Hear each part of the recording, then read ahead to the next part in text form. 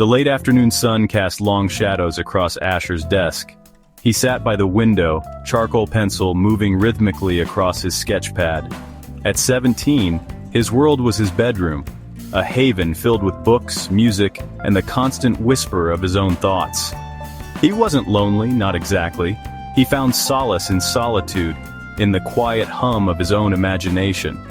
From his window, he had a direct view of the building across the street. More specifically, he had a view of her balcony, Mira. She was a symphony in motion, a burst of life in the otherwise monotonous rhythm of his day. He would often find himself pausing, pencil frozen mid-air, as he watched her tend to her plants or lose herself in a book. Asher couldn't explain the pull he felt towards her. Perhaps it was her grace, the way she carried herself with a quiet confidence that spoke volumes. Or maybe it was the way her laughter, like wind chimes dancing in the breeze, seemed to fill the air around her with an infectious joy. Whatever it was, Mira had become a silent muse, an enigma he longed to decipher. Mira.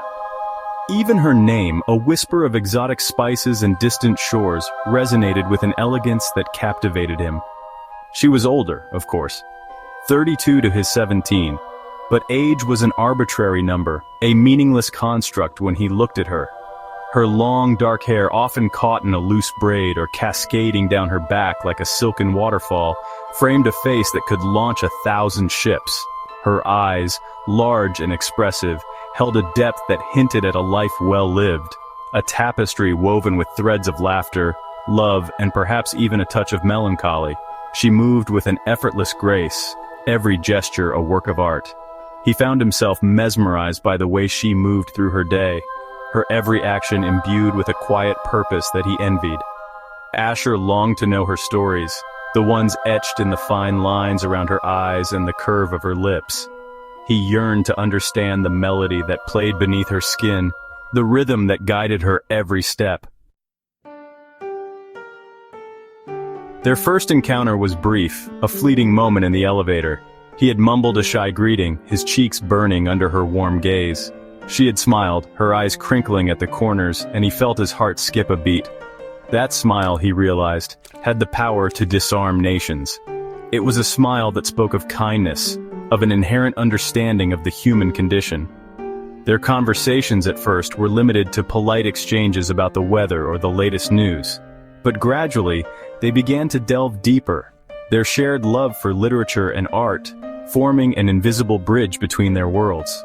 He learned that she was a history professor, her eyes lighting up as she spoke of ancient civilizations and the echoes of the past. He, in turn, shared his dreams of becoming a writer, his words tumbling over each other in his eagerness to impress her. She listened with an attentiveness that made him feel seen, truly seen, for perhaps the first time in his life.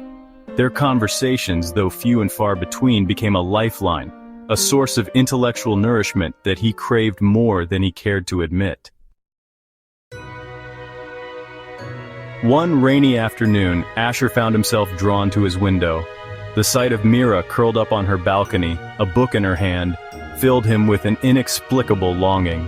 He impulsively grabbed his copy of Marcus Aurelius's Meditations, a book they had discussed at length, and scribbled a quote on the flyleaf. "You have power over your mind, not outside events. Realize this, and you will find strength." He hesitated for a moment, his heart pounding in his chest, before slipping the book into an envelope and leaving it at her doorstep. The next day, he found a single lilac, its delicate fragrance filling his senses, tucked into the pages of his returned book. It was a simple gesture, yet it spoke volumes. It was an acknowledgement, a silent understanding that transcended words. From that day forward, their bond deepened. He found himself leaving her small tokens, a pressed flower, a handwritten poem, a feather he found on his walk. Each one a testament to the quiet affection that bloomed in his heart. Section 5. The Unspoken Confession. Their encounters became more frequent, more charged with an unspoken emotion that hung heavy in the air. They would bump into each other at the local coffee shop, their conversations stretching late into the night. He would find excuses to be in the hallway when he knew she would be leaving for work, just to catch a glimpse of her smile, to be graced by her presence, however fleetingly. One cool evening, as they stood on their respective balconies, a comfortable silence settling between them, Asher knew he had to say something. He opened his mouth to speak, the words forming on his lips, but they died in his throat as he noticed the simple gold band that adorned her ring finger. It was a stark reminder of the invisible barrier that separated their worlds, a barrier built not of concrete and steel, but of societal norms and unspoken expectations. He swallowed the words that threatened to spill forth, his heart aching with a bittersweet pang of unrequited love. Section 6. A Farewell Unspoken. The news came like a thief in the night, stealing his breath and leaving him hollowed out. Mira was leaving. Her husband had been offered a job in another city and she was going with him. He learned of her departure not from her, but from the moving truck parked outside her building, its open maw swallowing up her life, piece by piece. He watched from his window, his heart a lead weight in his chest, as she emerged from the building, her face etched with a mixture of excitement and apprehension. She glanced up at his window, their eyes meeting for a brief, heart-stopping moment. In that shared look, he saw understanding, a silent acknowledgement of the unspoken emotions that swirled between them. He wanted to run down, to say goodbye, to tell her how much she meant to him, but he knew it was pointless. Some loves, he realized, were not meant to be lived but to be cherished from afar, like stars that burned brightly in the night sky, forever out of reach. Section 7. Echoes of a Distant Melody. Years passed. Asher moved on, his life taking him down paths he had never imagined. He achieved his dream of becoming a writer, his words touching the hearts of millions. He traveled the world, experienced the highs and lows of love and loss, and built a life filled with purpose and meaning. Yet the memory of Mira lingered, a bittersweet echo in the corridors of his heart. He never forgot the woman who had, however briefly, illuminated his world with her grace, her intelligence, and her quiet strength. He thought of her often, wondering where life had taken her, what paths she had forged for herself. He hoped she was happy, that she had found the fulfillment she deserved. The pain of their unspoken love had dulled with time, replaced by a quiet acceptance of the ephemeral nature of life and the enduring power of memory. Section 8. The Lingering Scent of Lilac. He never saw Mira again, but her presence lingered in the subtle ways life has of reminding us of what once was. The scent of lilacs carried on the breeze would transport him back to that rainy afternoon when he had first dared to reveal his heart. The sight of a woman with long dark hair, her laughter echoing through a crowded room, would make his chest constrict with a familiar ache. He never forgot the lessons he had learned during their brief but impactful encounter.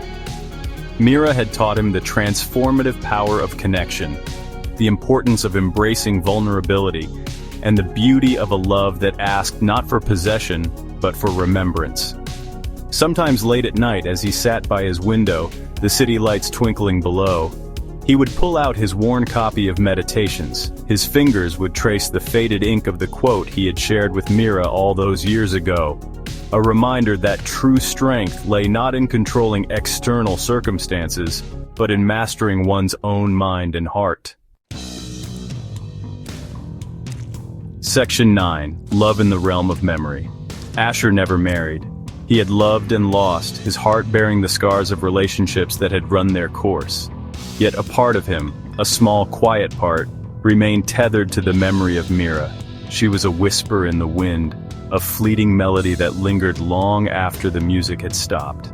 He had come to realize that love existed not just in grand gestures and passionate declarations, but also in the quiet spaces between breaths, in the shared glances, and unspoken understanding. Mira had shown him that love could bloom in the most unexpected of places, transcending age, circumstance, and even the boundaries of time and distance. As he gazed out his window, the city lights painting the night sky in a kaleidoscope of colors, he felt a surge of gratitude for the bittersweet gift of their forbidden love. It was a love that had asked for nothing and given him everything. A love that lived on, not in the realm of flesh and bone, but in the sacred space of memory.